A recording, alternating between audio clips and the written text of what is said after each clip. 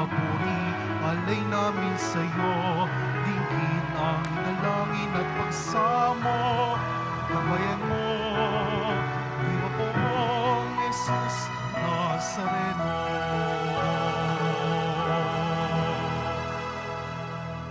Sa ngalan ng Ama at ng Anak at ng Espiritu Santo.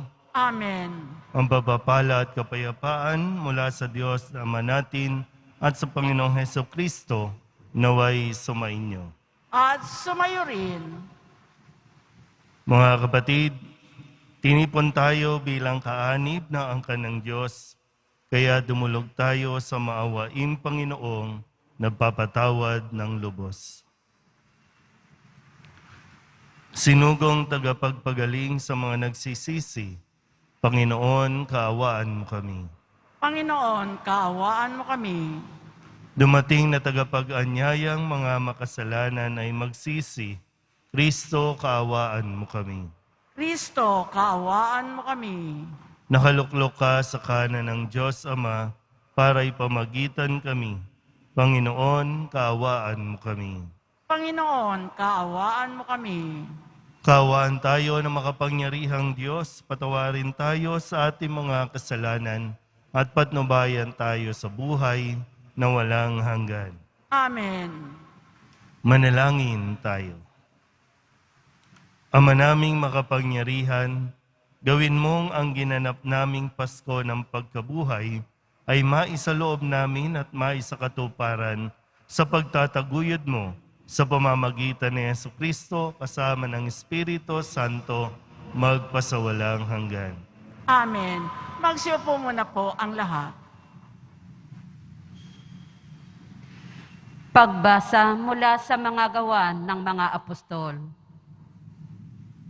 Pagdating namin sa Roma, si Pablo'y pinahintulutang umupa ng sariling tirahan, kasama ang isang kawal na pinakatanod niya. Makaraan ng 3 araw, inanyayahan ni Pablo sa isang pulong ang mga pangunahing Hudyo sa lungsod. Nang magkatipon na sila, sinabi niya, "Mga kapatid, bagamat wala akong ginawa laban sa ating bansa o sa mga kaugalian ng ating mga ninuno, hinuli ako sa Jerusalem at isinakdal sa kinatawan ng pamahalaang Romano. Matapos akong litisin, ako'y palalayain na sapagkat wala naman akong ginawa na dapat parusahan ng kamatayan. Ngunit tumutol ang mga Hudyo, kaya't napilitan akong dumulog sa emperador.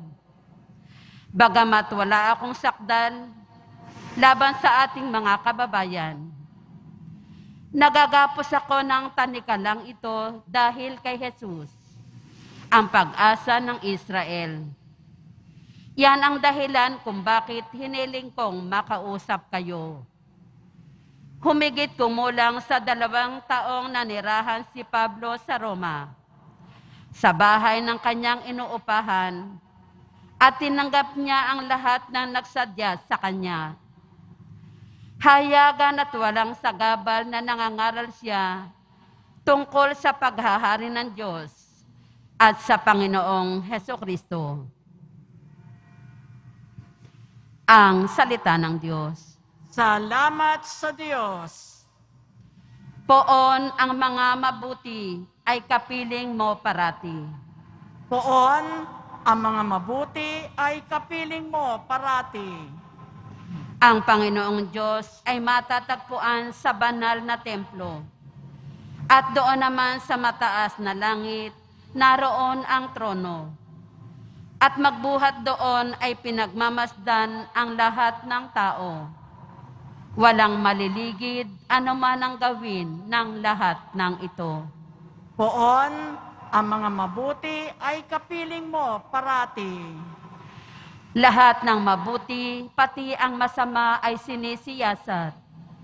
Namumuhing lubos siya sa suwail na wala ng batas. Ang poon ay tapat, sa gawang mabuti siya'y nalulugod. At sa piling niya, mabubuhay silang sa Kanya'y sumunod. Poon, ang mga mabuti ay kapiling mo parati. Magsitayo na po ang lahat.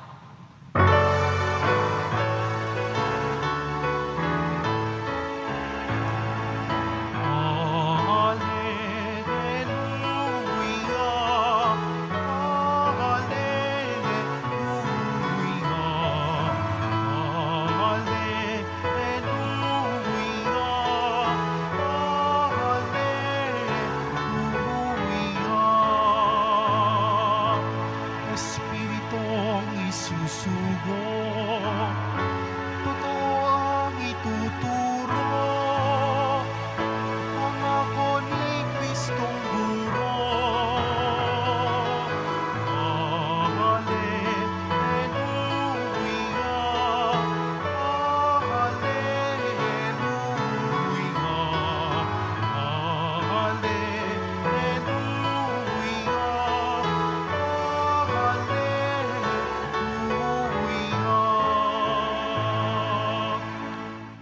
Sumainyo ang Panginoon.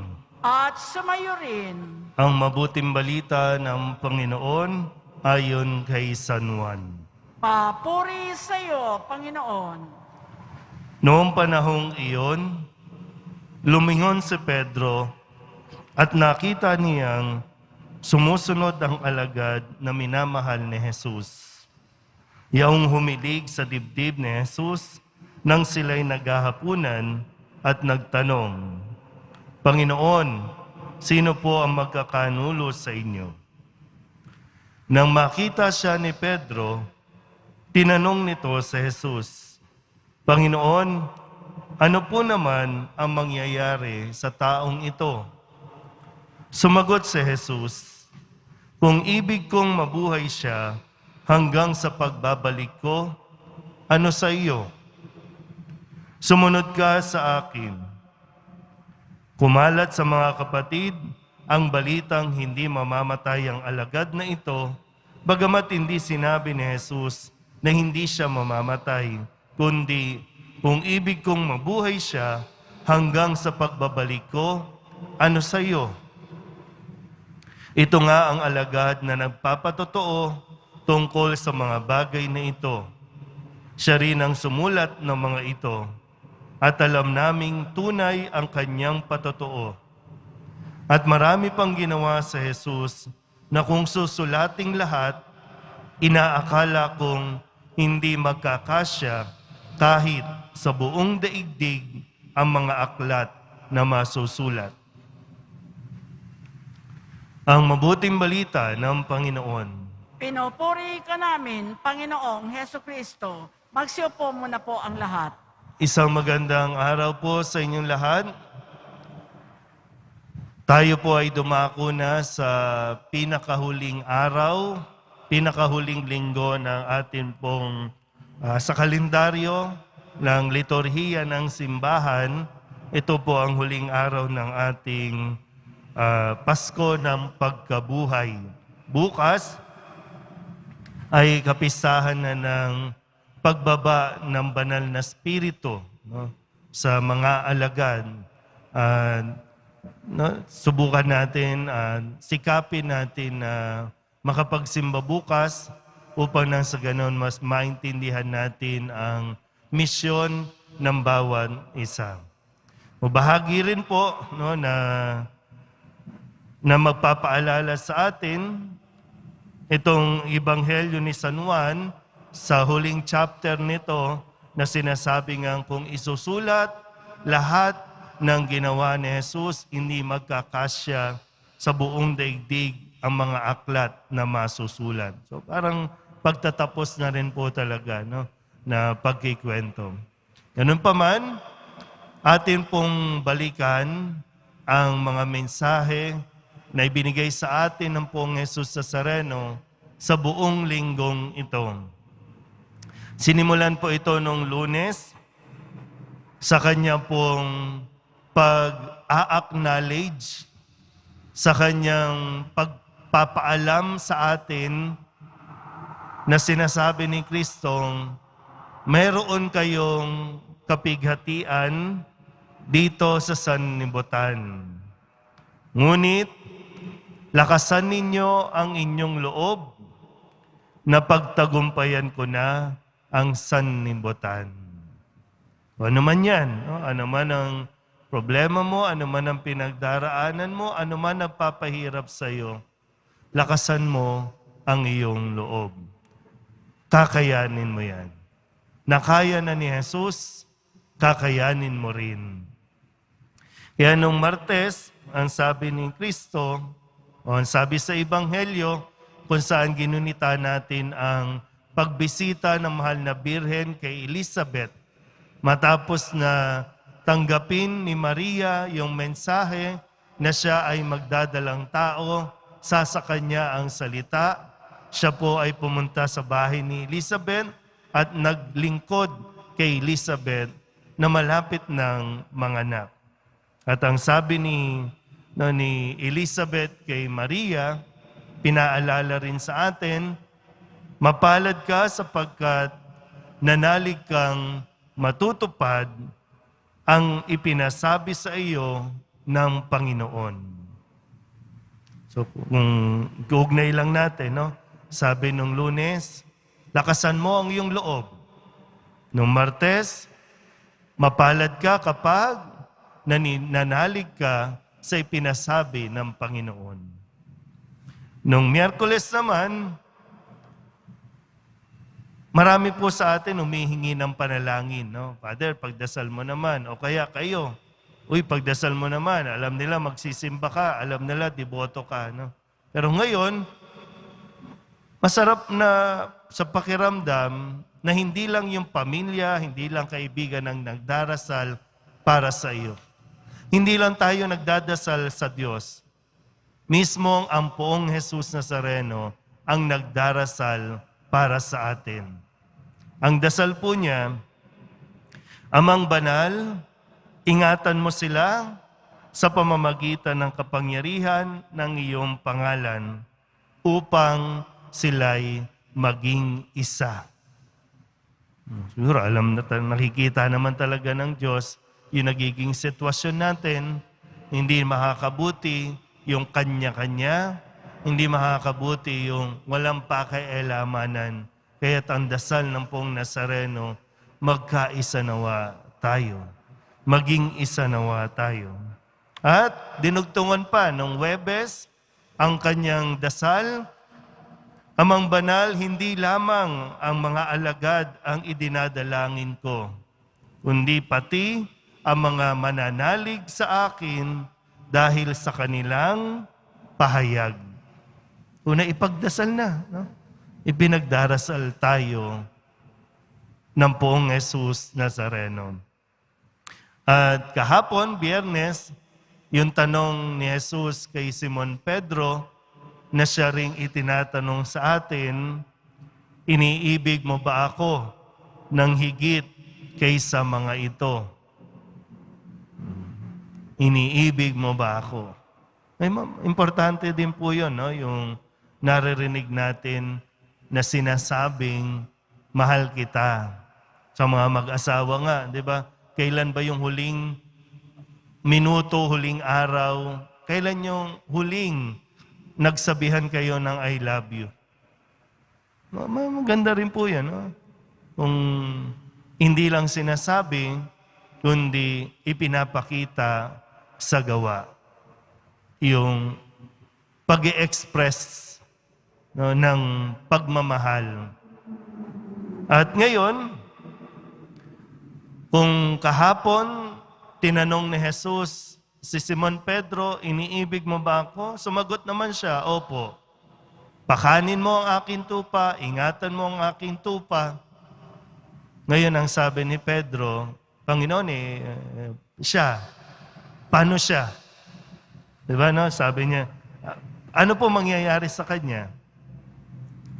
Parang ang sagot ni Jesus, ano sa'yo? Kung ibig kong mabuhay siya hanggang sa pagbabalik ko, ano sa'yo? Kasi ang sabi ni Jesus kay Pedro, Pakanin mo ang aking tupa. Ingatan mo ang aking tupa.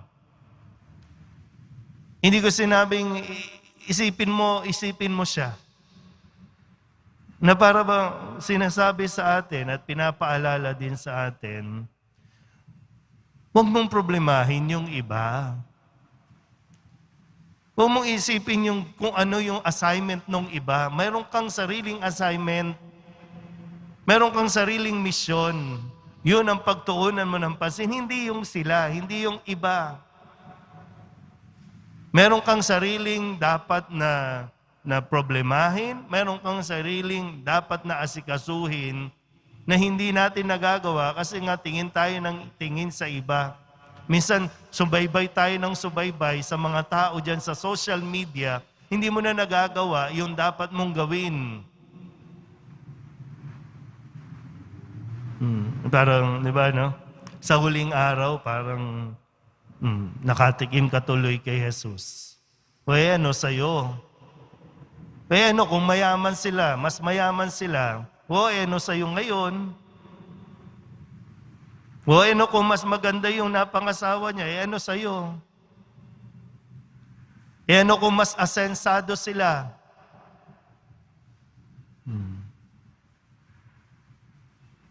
Kaya tingnan natin, no? Kailangan din natin mag-focus. Ano ba ang ipinagagawa sa iyo ng Poong Jesus Nazareno? Doon ka. Mayroon kang anak, mayroon kang pamilya, may asawa ka, may trabaho ka, yan ang atupagin mo. Hindi ang buhay ng ibang tao na wala namang magagawa sa iyo. Dahil unang-una, hindi mo dapat yan abalahin. Hindi mo yan dapat alalahanin. Nawa po sa huling araw na ito ng Pasko ng Pagkabuhay, hilingin natin sa Panginoon na talagang magkaroon tayo ng lakas ng loob. Humiling tayo sa Kanya na ipagdasal niya tayo na maging matatag, maging malakas sa ating misyon na Kanyang iniaatang. Amen. Magsitayo na po ang lahat.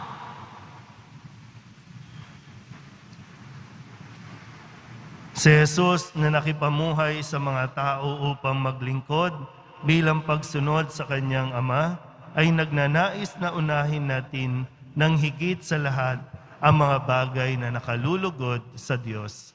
Ang ating pong itutugon, Panginoon, Ikaw ang lahat sa amin. Panginoon, Ikaw ang lahat sa amin. Ang mga pinuno ng simbahan, naway maging mga tunay na lingkod, na kumikilos ng may pagmamalasakit, na katulad na ipinakita ni Kristo sa Kanyang mga apostol. Manalangin tayo. Panginoon, Ikaw ang lahat sa amin. Ang mga pinuno ng pamahalaan, naway maging tapat sa kanilang mga pananagutan at makatupad sa kanilang mga tungkulin ayon sa diwa ng pag-ibig at paglilingkod. Manalangin tayo. Panginoon, Ikaw ang lahat sa amin. Ang mga nagdaranas ng kahirapan, naway tumanggap ng lakas mula sa banal na Espiritu. Manalangin tayo. Panginoon, Ikaw ang lahat sa amin. Ang mga may karamdaman, naway maunawaan na ang kanilang pagdurusa kung titiisin bilang pakikiisa kay Kristo ay maaaring maging biyaya. Manalangin tayo. Panginoon, Ikaw ang lahat sa amin. Ang ating mga namayapang kamag-anak at mga kaibigan, naway magtamasa ng kapanatagan sa walang hanggang tahanan ng Diyos. Manalangin tayo. Panginoon, Ikaw ang lahat sa amin. Idulog din natin sa Panginoon ang ating mga personal na kahilingan at mga panalangin para sa ating mga pamilya. Ganon din ang lahat ng mga misang pasasalamat, special na intensyon at mga kaluluwa na hinihiling na ipagdasal sa misang ito.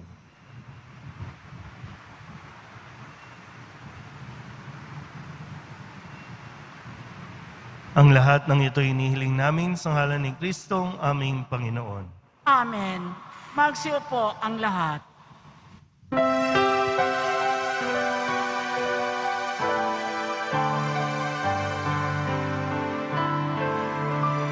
Jesus Nazareno, alak at tinapay sa tanan ay nagbibigay buhay. Biyayang kaloob mo ay aming inaalay, aming hiling pagpapalat, buhay madalisay.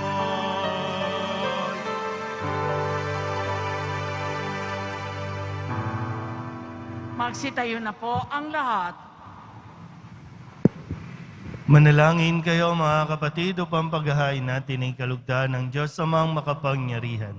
Tanggapin nawa ng Panginoon itong paghahain sa iyong mga kamay sa kapurihan niya at karangalan sa ating kapakinabangan at sa buong sambayanan niyang banal.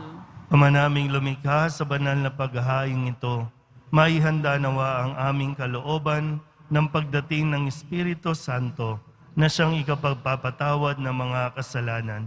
Iniluluhog namin ito sa pamamagitan ni Jesucristo kasama ng Espiritu Santo magpasawalang hanggan. Amen. Sumainyo ang Panginoon. At sumayo rin. Itaas sa Diyos ang inyong puso at diwa. Itinaas na namin sa Panginoon. Pasalamatan natin ang Panginoong ating Diyos. Marapat na siya ay pasalamatan.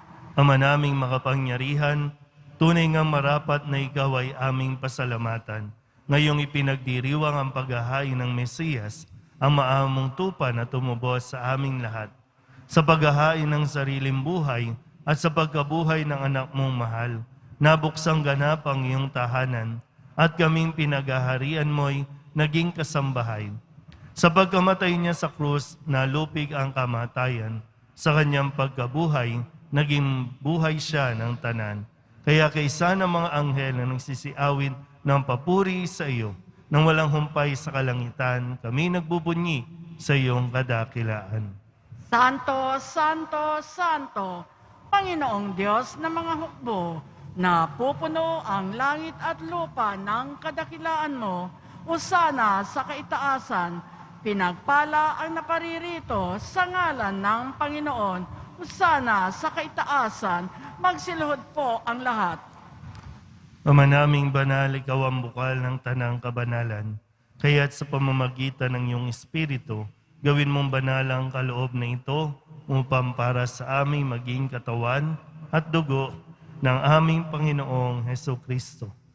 Bago niya pinagtisang kusang loob na maging handog, inawakan niya ang tinapay, pinasalamatan kaniya, minaghati-hati niya iyon, iniabot sa kanyang mga alagad at sinabi, "Tanggapin ninyong lahat ito at kanin, ito ang aking katawan na ihahandog para sa inyo."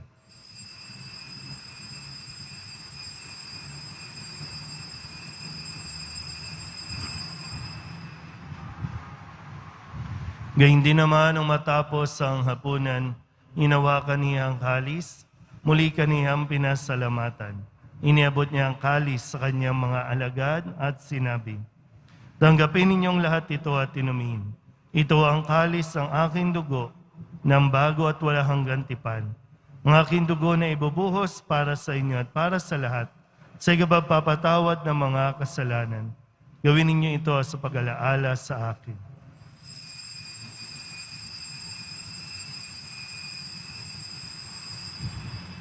Magsitayo na po ang lahat. Ipagbunyi natin ang misteryo ng pananampalataya. Si Kristo'y namatay, si Kristo'y nabuhay, si Kristo'y babalik sa wakas ng panahon. Ama, ginagawa namin ngayon ang pag-alaala sa pagkamatay at muling pagkabuhay ng iyong anak. Kaya tiniaalay namin sa iyo ang tinapay na nagbibigay buhay at ang kalis na nagkakaloob ng kaligtasan. Kami napapasalamat dahil kami iyong minarapat na tumayo sa harap mo para maglingkod sa iyo. Isinasamo namin kami magsasalo-salo sa katawan at dugo ni Kristo ay mabuklod sa pagkakaisa sa pamamagitan ng Espiritu Santo. Ama, lingapin mo ang iyong simbahang laganap sa buong daigdig. Puspusin mo kami sa pag-ibig kay San Francisco na aming Papa at ni Jose na aming Obispo at ng Tanang Kaparian. Alalahanin mo rin ang mga kapatid naming nahimlay na may pag-asang sila'y muling mabubuhay, gayon din ang lahat ng mga pumanaw. Kawaan mo sila at patuloyin sa iyong kaliwanagan. Kawaan mo at pagintapating kaming lahat na makasalo sa iyong buhay ng walang wakas. Kaysa ng mahal ng Birhen Maria na Ina ng Diyos, ng kabiyak ng puso niyang sa San Jose. Kaysa ng mga apostol at ng lahat ng mga banal na namuhay dito sa daigdig ng kalugod-lugod sa iyo. May pagdiwang nawa namin ang papupuri sa ikararangal mo sa pamamagitan ng iyong anak na aming Panginoong Hesukristo. Sa pamamagitan ni Kristo, kasama niya at sa Kanya, ang lahat ng parangal at papuri ay sa iyo, Diyos amang makapangyarihan, kasama ng Espiritu Santo, magpasawalang hanggan. Amen, amen, amen.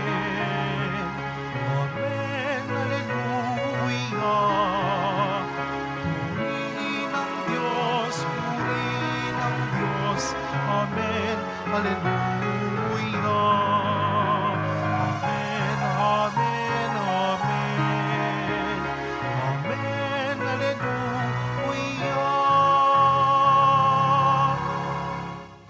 Buong kababaang loob tayong tumawag sa ating Panginoon ng Ama namin. Ama namin, Sumasalangit ka, sambahin ang ngalan mo, mapasa amin ang kaharian mo, sundin ang loob mo dito sa lupa para nang sa langit. Bigyan mo kami ngayon ng aming kakanin sa araw-araw at patawarin mo kami sa aming mga sala para nang pagpapatawad namin sa nagkakasala sa amin. At huwag mo kaming ipahintulot sa tukso at iadya mo kami sa lahat ng masama. hinihiling namin kami iadya sa lahat ng masama, pagkalooban ng kapayapaan araw-araw, iligtas sa kasalanan, at ilayo sa lahat ng kapahamakan. Samantalang aming pinananabikan ang dakilang araw ng pagpapahayag ng tagapagligtas naming sa Hesukristo. Sapagkat iyo ang kaharian at ang kapangyarihan at ang kapurihan magpakailanman. Amen. Panginoong Hesukristo, sinabi mo sa iyong mga apostol, kapayapaan ang iniiwan ko sa inyo, ang aking kapayapaan ang binibigay ko sa inyo. Tunghayan mo ang aming pananampalataya at huwag ang aming mga pagkakasala. Pagkalooban mo kami ng kapayapaan at pagkakaisa ayon sa iyong kalooban, kasama ng Espiritu Santo, magpasawalang hanggan. Amen. Ang kapayapaan ng Panginoon ay laging sumainyo. At sumayo rin. Magbigayan po tayo ng kapayapaan sa isa't isa.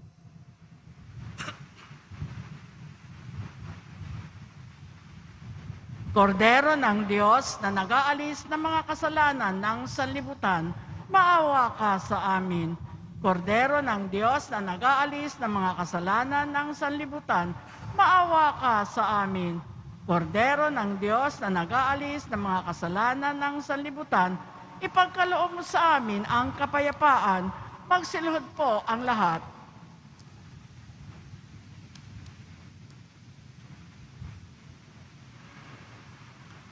Ito ang kordero ng Diyos.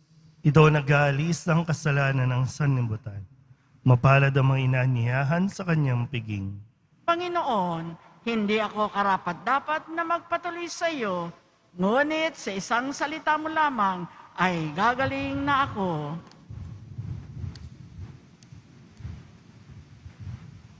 Katawan ni Kristo, Amen.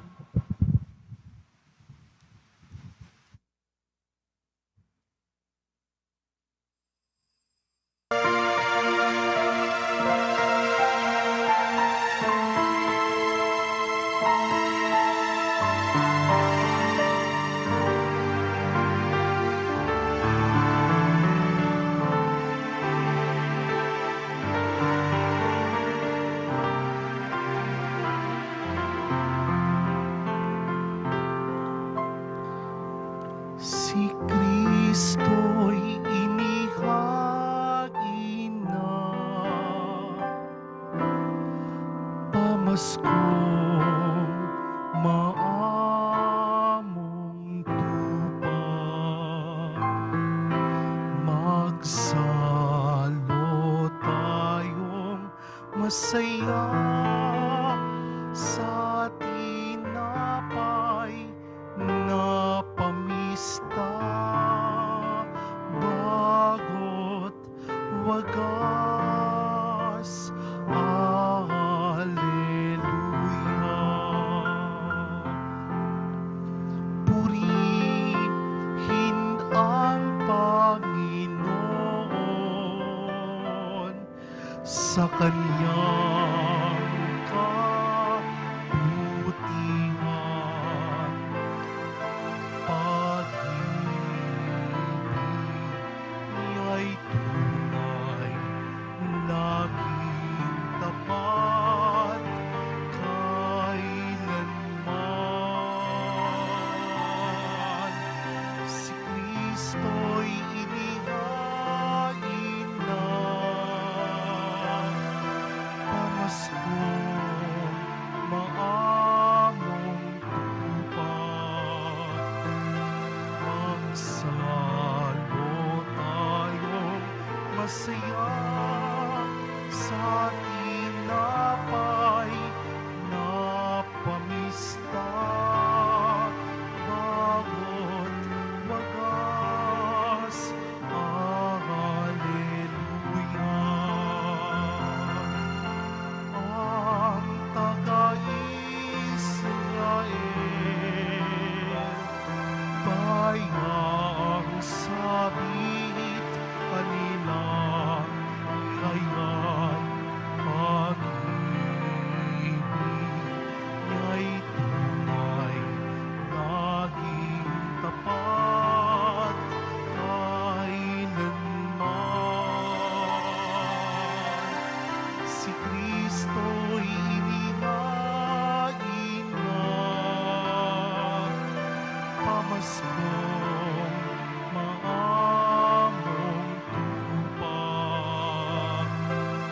Magsalo tayong masaya sa tinapay na pamista, bagot wagas. Alleluia. Magsitayo na po ang lahat. Manalangin tayo. Ama naming mapagmahal, pahintulutan mo sa aming pagdalangin, kaming itinawid mo mula sa luma patungo sa bago, na dulot ng banal na salo-salo, ay makapagbago nawa sa aming kalooban, sa pagsisikap naming ang lumay talikdan, sa pamamagitan ni Jesucristo, kasama ng Espiritu Santo, magpasawalang hanggan. Amen. Sumainyo ang Panginoon. At sumayo rin. Manalangin tayo para sa pagbabasbas. Mahal na pong Jesus Nazareno, inihayag mo sa pamamagitan ng krus ang walang maliw na pag-ibig ng Diyos sa sangkatauhan. Pakinggan mo ang kahilingan ng iyong angkan na nagsusumamo sa iyo. Makamtanawa nila ang iyong katugunan at tanggapin ang kasagutan na may utang na loob na tinatanaw. Basbasan din po ninyo mga dala-dala nila, mga imahin at dasalan at lahat ng mga may karamdaman. Sa pamamagitan ng bendisyon na ito, naway maalala nila ang mga pangako nila noon sa binyag na ikaw ang kanilang ibigin at paglilingkuran bilang Panginoon magpasawalang hanggan. Amen. At pagpalain kayo ng makapangyarihang Diyos, Ama at Anak at Espiritu Santo. Amen. Umayo kayong taglay ang kapayapaan ng Poong Jesus Nazareno. Salamat sa Diyos. Magandang umaga po.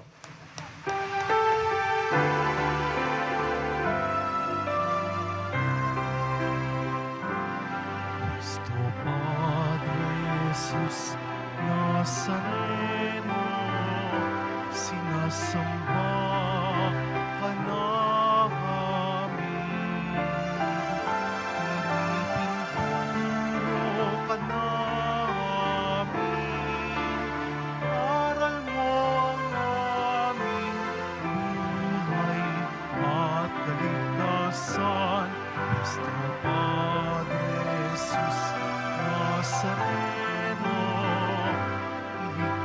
mo kami sa kasalanan. Ang krus mo kinamatayan ay sa isa't